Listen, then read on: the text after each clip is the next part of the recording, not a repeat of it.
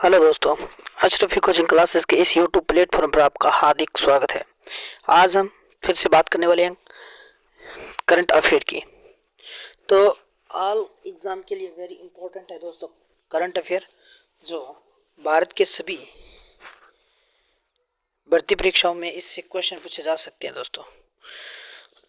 तो हमारा जो सबसे पहला क्वेश्चन है दोस्तों कि भारत में हाल ही में किस देश के साथ ऑडियो विजुअल सह उत्पाद समझौते पर हस्ताक्षर किए गए? Australia, USA, UAE, Japan. तो इसका सही आंसर कौन सा है दोस्तों? तो इसका सही आंसर है ऑस्ट्रेलिया। कौन सा है?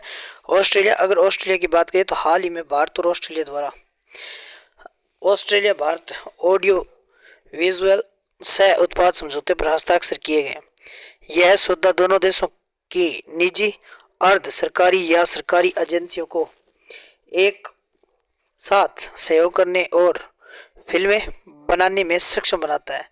हाल ही में हस्ताक्षरित समझौते के तहत सह निर्मित कार्य दोनों देशों में उपलब्ध सभी लाभों के हकदार होंगे और प्रत्येक देश के उत्पादों का योगदान अंतिम लागत का 20% से 80% हो सकता है दोस्तों। नेक्स्ट क्वेश्चन की बात करें दोस्तों, तो नेक्स्ट क्वेश्चन है कि यूबीएस ग्रुप किस देश में स्थित एक बहुदेशीय निवेश बैंक है दोस्तों? तो किस देश में? स्विट्जरलैंड के अंदर। किस देश में दोस्तों? स्विट्जरलैंड के अंदर। अब स्विट्जरलैंड की अगर बात करें तो यूबीएस ग्रुप एजी एक बहुराष्ट्रीय निवेश बैंक और वित्तीय सेवा कंपनी है जो स्विट्जरलैंड में स्थापित और आधारित है। स्विट्जरलैंड का सबसे बड़ा बैंक यूबीएस हाल ही में अपनी प्रतिद्वंदित क्रेडिट स्विस को खरीदने पर सहमत हुआ है। रिपोर्ट के अनुसार यूबीएस ने अपनी प्रारंभिक पेशकश को उन्नत किया है और स्विस सरकार की मध्यस्थता वाले सौदे में क्रेडिट स्विस को $2 मिलियन से अधिक में खरीदने पर सहमति व्यक्त की है दोस्तों। तो नेक्स्ट क्वेश्चन की बात करें तो रूस ने किस देश के साथ संबंधों को गहरा करने के लिए एक व्यापक दीर्घकालिक खादा का अनावरण किया दोस्तों? तो भारत, चीन, अमेरिका या इटली। तो इसका सही आंसर कौन सा है दोस्तों? चीन। कौन सा है? चीन। अगर चीन की बात करें दोस्तों तो चीन के राष्ट्रपति शी जिनपिंग को मॉस्को यात्रा और राष्ट्रपति व्लादिमीर पुतिन के साथ बातचीत के बाद चीन और रूस ने अपने गहरे संबंधों के लिए एक व्यापक दीर्घकालीन खाका का अनावरण किया। संयुक्त बयानों में दोनों पक्षों में बहुपक्षीय मंचों के राजनीतिकरण की कड़ी निंदा की और दोनों देशों ने अमेरिकी इंडो पैसिफिक रणनीति के खिलाफ मिलकर काम करने का वादा किया दोस्तों। तो नेक्स्ट क्वेश्चन है कि यूक्रेन ने हाल ही में किस देश से रोसोमक बहुदेशीय बख्तरबंद वाहन खरीदने का ऑर्डर किया है? USA, UK, Germany, Poland. तो इसका जो सही आंसर कौन सा है दोस्तों? पोलैंड है। कौन सा है? पोलैंड। अगर पोलैंड की बात करें दोस्तों तो यूक्रेन ने हाल ही में पोलैंड के 100 रोसोमक बहुदेशीय बख्तरबंद वाहन खरीदने का ऑर्डर दिया है। ये बहुदेशीय बख्तरबंद वाहन फिनिश पेट्रिया एएमवी का लाइसेंस प्राप्त संस्करण है। यह ऑर्डर का वित्त पोषण और पोलैंड को यूरोपियन संघ से प्राप्त धनराशि और यूक्रेन को प्राप्त अमेरिकी निधि से किया जाएगा। नेक्स्ट क्वेश्चन है कि प्रोजेक्ट सीएवी फोर्थ पूर्ण आकार की स्वायत्त बसों का उपयोग करने वाली किस देश की पहली पंजीकृत सेवा है? यूएसए, यूके, भारत, चीन। तो इसका सही आंसर कौन सा है दोस्तों? यूके।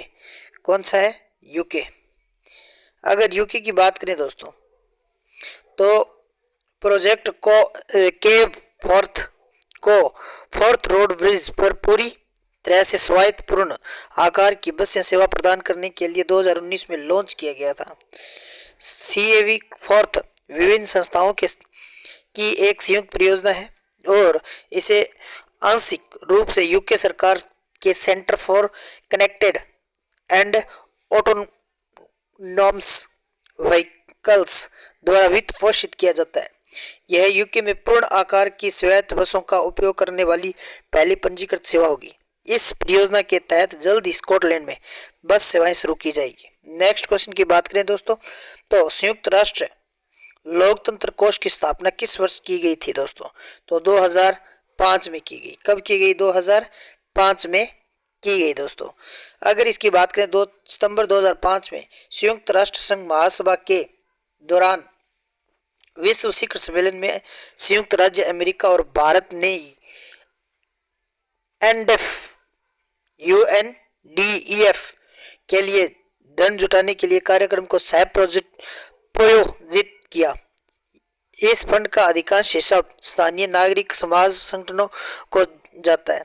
यह जॉर्ज सोरोस द्वारा वित्त पोषित गैर सरकारी संगठनों को अनुदान देता है, जबकि इन्हें भारत में निगरानी सूची में रखा गया है। नेक्स्ट क्वेश्चन है कि यूक्रेन राहत पुनर्प्राप्ति पुनर्निर्माण और राष्ट्र सुधार ट्रस्ट फंड किस संस्था से संबंधित है? एशिया विकास बैंक, अंतर्राष्ट्रीय मुद्रा कोष या विश्व आर्थिक मंच या विश्व बैंक? तो इसका सही आंसर कौन सा है दोस्तों? विश्व बैंक। विश्व बैंक की बात करें तो विश्व बैंक ने एक परियोजना के लिए अनुदान वित्त पोषण में 200 मिलियन अमेरिकी डॉलर की घोषणा की, जो यूक्रेन को ऊर्जा बुनियादी ढांचे की मरम्मत करेगी। इसे यूक्रेन राहत पुनर्प्राप्ति पुनर्निर्माण और सुधार ट्रस्ट फंड के माध्यम से वित्त पोषित किया जाएगा। यह एक ऐसा मंच है जो विश्व बैंक को युद्ध के दौरान यूक्रेन सरकार के लिए के संचालन और राहत का समर्थन करने की अनुमति देता है दोस्तों। नेक्स्ट क्वेश्चन है, यह गम गरीब अरबी का अधिकांश भाग सोहेल क्षेत्र से प्राप्त होता है, जो किस देश से होकर गुजरता है? तो इजराइल, सूडान, यूक्रेन, दक्षिण अफ्रीका? तो इसका सही आंसर कौन सा है दोस्तों? सूडान है। कौन सा है? सूडान। अगर सूडान की बात करें दोस्तों तो गोंद अरबी फिजी पेय कैडी और सौंदर्य प्रसाधनों के लिए एक मुख्य प्रमुख घटक है। गोंद अरबी की वैश्विक आपूर्ति का लगभग 70% सोहेल क्षेत्र में बबूल के पेड़ों से प्राप्त होता है, जो सूडान से होकर गुजरता है। सूडान में संघर्ष ने शीतल पेय, चॉकलेट बार, रेड वाइन और कई अन्य उत्पादों को महत्वपूर्ण घटकों की आपूर्ति बाधित कर दी है दोस्तों। नेक्स्ट क्वेश्चन है, किस देश के महासागर नीति पर बुनियादी योजना को अपनाया गया? USA, Japan, Indonesia, Bharat? तो इसका सही आंसर कौन सा है दोस्तों? जापान। कौन सा है? जापान। जापान की अगर बात करें दोस्तों तो महासागरीय नीति पर जापान की मूल योजना को हाल ही में प्रधानमंत्री फूमियो किशिदा ने मंत्रिमंडल द्वारा अपनाया गया था। यह 5 वर्षीय महासागरीय नीति क्षेत्रीय समुद्रों में बढ़ती चीनी आक्रामकता के बीच समुद्री सुरक्षा को मजबूत करने का प्रयास करती है। महासागर नीति पर मूल योजना, जिसे पहली बार 2008 में तैयार किया गया था और हर 5 साल में संशोधित की जाती है दोस्तों। नेक्स्ट क्वेश्चन है कि विश्व स्वास्थ्य संगठन ने किस बीमारी के लिए 10 महीने लंबे वैश्विक स्वास्थ्य आपातकालीन की समाप्ति की घोषणा की है दोस्तों? कोविड-19, एमपॉक्स, पोलियो या फिर स्वाइन फ्लू?